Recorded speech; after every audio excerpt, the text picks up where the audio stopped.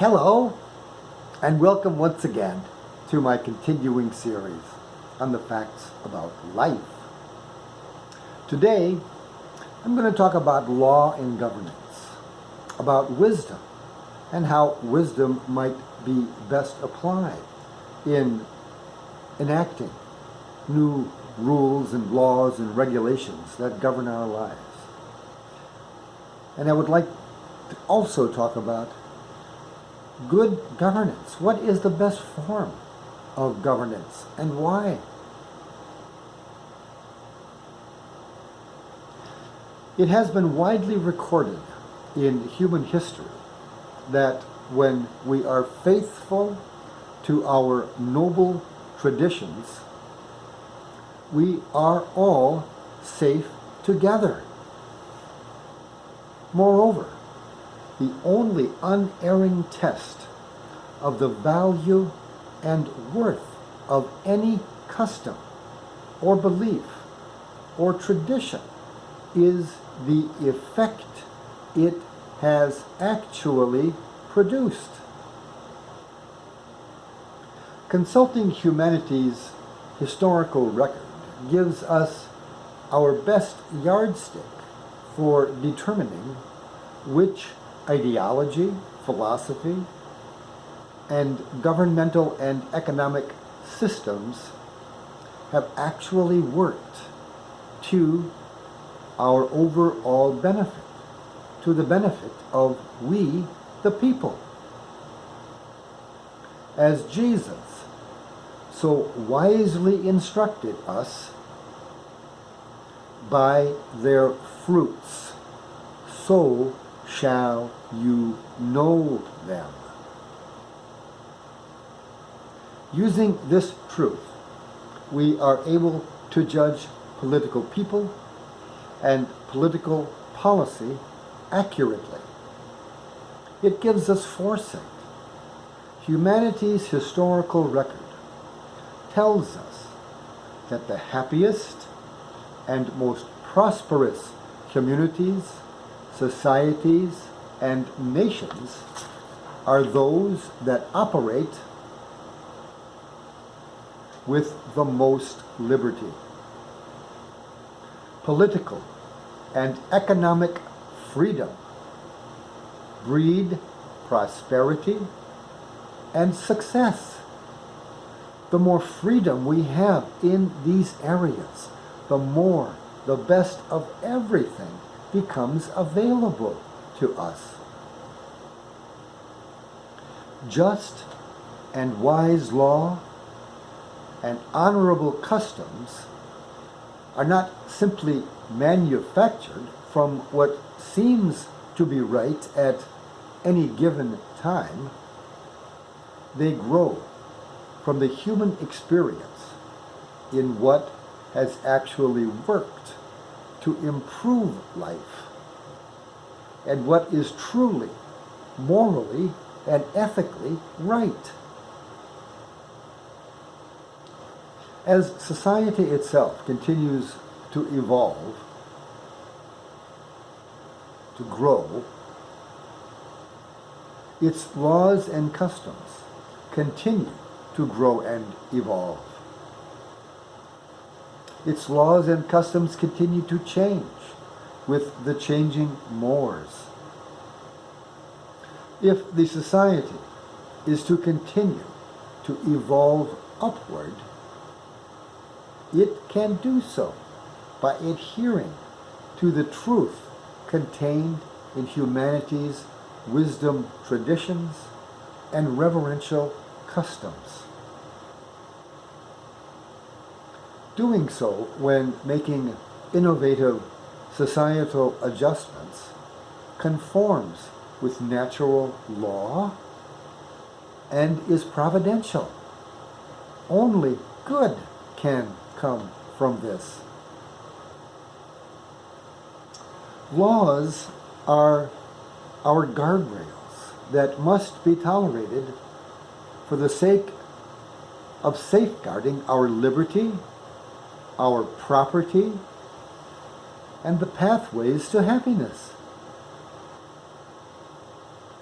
When reformation of our laws does become necessary, the change needs to be conducted with respect for our ancient wisdom traditions.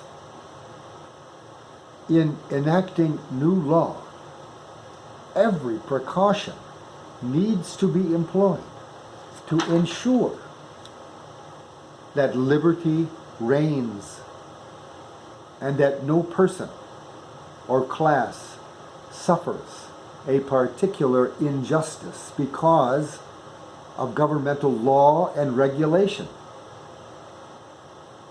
The less governmental intrusion into our private lives and affairs, the better.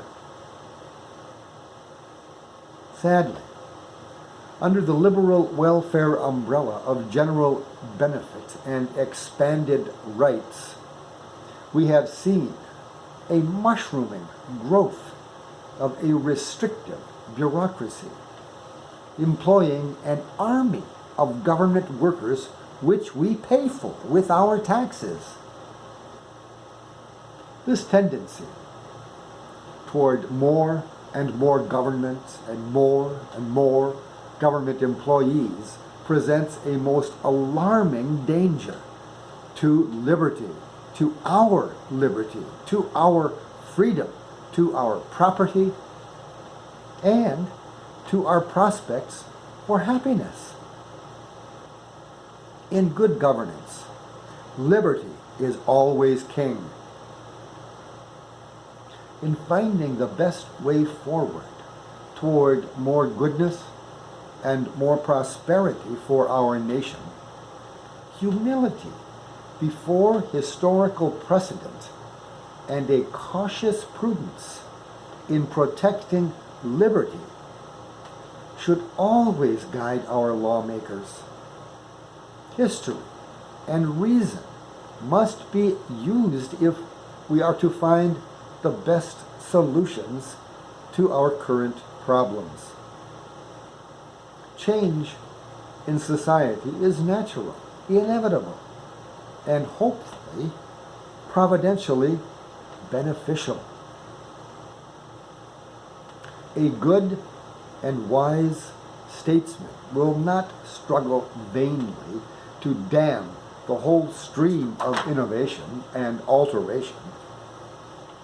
In doing so, they oppose the providential design of God to keep evolving and to keep moving forward. Instead, their duty and challenge is to reconcile innovation with prescriptive truth, to ensure that the fashionable novelties of the day comport with traditional moral custom.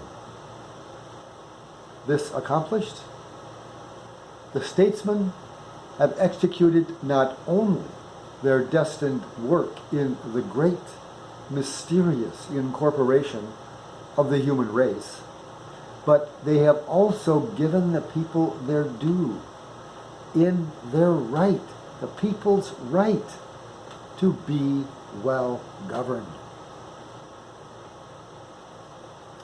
Many various and differing governing philosophies have been employed throughout human history. The wise statesman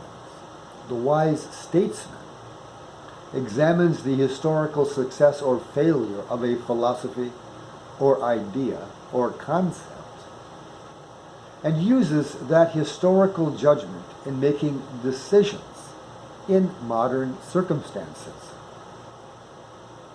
Intelligent conservatives, like myself, believe that statesmanlike judgments about governmental policy should always be most concerned with whether that change will support self-reliant individualism and the rights, the God-given rights of the individual citizen, our constitutional rights. They want to know how any proposed change will affect the life of the individual citizen and the life of their beloved family. Alternatively, liberal socialistic philosophical ideas are based on collectivism and how to serve the collective, the great mass of us. Implementing their social engineering projects always requires a lot of money and a lot of government oversight into our lives.